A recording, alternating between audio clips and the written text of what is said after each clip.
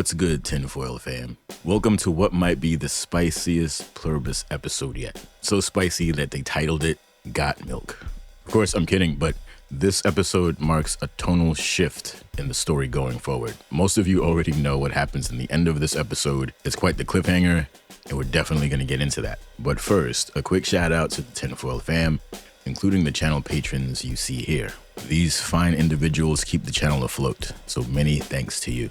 Also, be warned that we will be stepping into spoiler territory, so if you're trying to avoid all of that, now is your chance to bail. Quick intro squared away, it's time to dive. So this is the funniest introduction we've received so far from this show, and it's the first sign that something has changed with the Hive. This character, who seems to be taking the part of a registered nurse, is asked a question, and she responds with a very short answer, and then she walks out of the room with her nose turned up. Clearly, the Hive is not happy with Carol's recent behavior. The Hive seems to be big mad about it. I mean, they can't express themselves that way, but they're mad about it. So mad that they've decided to bounce. Like every single living body has cleared out of town just to get away from Carol, and this has to have her feeling some type of way.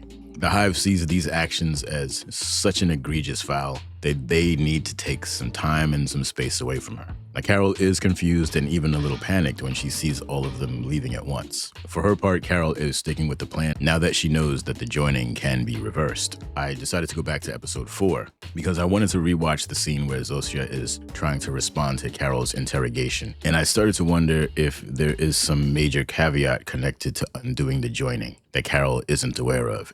We no. Yes. Yes. No. Yes. No. You did.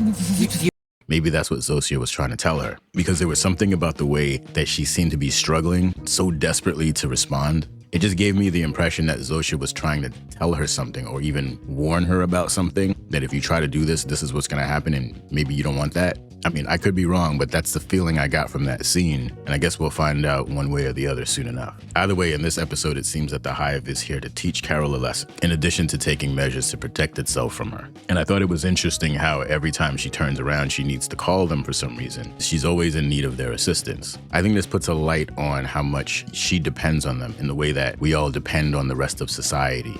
And I also like the fact that they left her that voice message, so every time she calls them for anything, she has to be reminded of what she did and why they disappeared and how they feel about her. A constant reminder that she was a very, very bad person the other day. When she sends out that first message to the other 12, she needs to have that delivered by the Hive. But instead of a lone hivemind pulling up in a late model car as per usual, they send in a drone to yoink the package like it's 2020 all over again. Even the garbage pickup was arranged with no contact in mind. And you can tell this response is definitely getting to her in the way that she stays outside to watch the Hive actively avoid her. Message received loud and clear. Now I want to jump over to another thing that stood out to me, and that was the Agatha Christie novel that was spotted on the nightstand.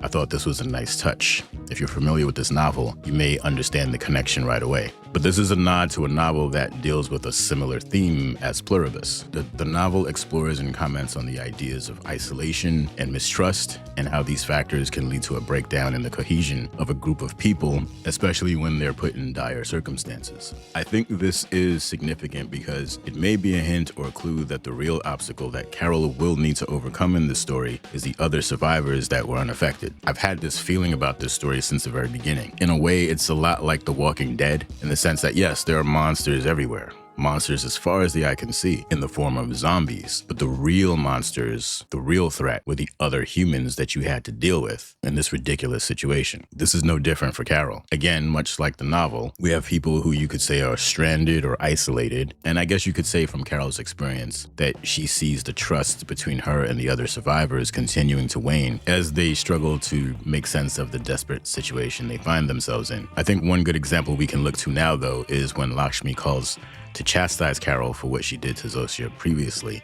Granted, Lakshmi didn't seem to like her from the jump, given how she avoided her handshake at their initial meeting. Carol's relationship with the others continues to sour despite her efforts. She's truly alone now. So when I saw this book, my first thought was that this is a hint that things in this department are about to get much, much worse. Okay, so we got to talk about the milk cartons that she discovered in the recycling bin. So she spots these milk containers during this, what I call the recycling scene, the very scene this episode seems to be named for. So Carol starts to get curious about the abundance of milk containers that she finds in this bin. And further investigation leads her to uncovering a mighty strange clue, because she seems to find these cartons in every trash bin that she looks in. That's definitely not normal, especially when you consider that these look like milk cartons you would find on a school lunch program. Either way, this seems like a thread that she absolutely has to pull on. Digging a little further, she finds herself at the source, a dairy processor. Carol discovers that the milk cartons were not filled with milk, but with whatever this stuff is. A pair of noisy crows lead Carol to discover these bags of granulated substance, and she simply had to bring these back to the lab for study. It appears that Carol has stumbled onto something very interesting. Carol's mystery powder is being mixed with water, it appears, and put into these containers and consumed by the hive in copious amounts. So much so that Carol thinks this is all they live on. The fluid is a light amber in color, it's kind of sticky but a little less viscous than olive oil, and is pH balanced. And she believes it may have something to do with maintaining the join state that these hive minds are in. Now my first thought after seeing the containers was Soylent Green. That would be very interesting, and it would completely change the color of the story, and we would see these invaders in a very different light. So Carol's got all of this new info, but really nobody to share it with, no one to work on it with her. And this is of course because the other 12 normies aren't interested in helping her solve this problem at the moment. They are either too complacent, preoccupied, or maybe just in denial. Although it may be the case that the man from Paraguay will be the one who can help us make sense of the inner workings of the hive at some point. At least that's how the writing seems to be going right now. He might discover something and add to Carol's knowledge. And I say this because he seems to be the only other person on Earth who seems curious enough to spend time looking for answers. Alright, so what I call the gravedigger scene is up next.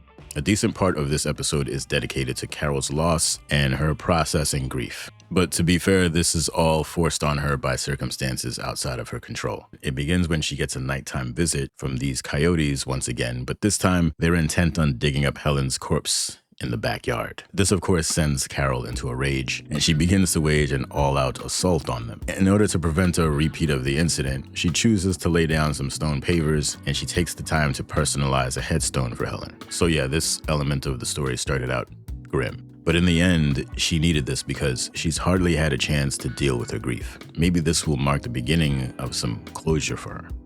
But you have to imagine that being completely alone like this has to amplify all of the emotions that she's feeling. I don't know if you've ever been completely alone, like miles away from everyone and everything. If you've ever had a chance to do that, one of the things you'll find is that your thoughts get very, very loud.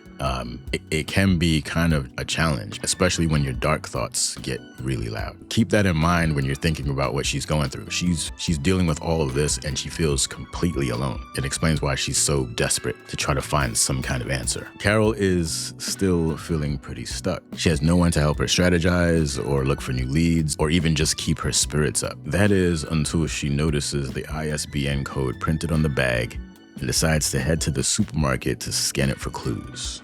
This is a really good idea. I think Carol would fit right in with the tinfoil gang. No dice on the scan, but she's able to find a matching bag in the supermarket that clues her into where it may have come from. The location, an Agrijet warehouse. So this is agricultural. I gotta say, I respect the detective work here. So this leads her to a warehouse, and then she walks into what seems like a refrigerated walk-in, and she starts looking around this darkened storeroom. Seems legit until she starts lifting the plastic of one of the covers. Whatever she's looking at, it didn't register right away. Or it could be that she recognized what she looked at, and she didn't make a connection between whatever that is and something else until a few moments later. Whatever realization she's having, it was both unexpected and absolutely horrific. Like we said in a previous video, these hive minds don't eat animals, according to them, but they may process their dead for some kind of consumption. I mean, they are totally consumed with the idea of efficiency, right? So in their minds, they may look at the bodies purely from a nutritional value standpoint and nothing else. And if that is the case, yeah, I mean, hey, what's more efficient than some good old-fashioned recycling? The truth is, we don't know what she discovered. It would certainly be interesting if she learns that this alien hive mind is not nearly as innocent and harmless as they put on, which is something that I think a lot of fans were really questioning. Is the hive mind really the bad guy here? Are they offering us something that's better than what we had before? These are serious questions that the show is looking to explore. Either way, it looks like the story is about to take a turn starting in episode 6. Thanks for watching. I hope you enjoyed this video. If you did, you already know what to do. As always, special thanks to the channel patrons and the entire Tinfoil fam. Much love. Tinfoilers, remember to be safe out there, be kind to yourselves, and until next time, off you go.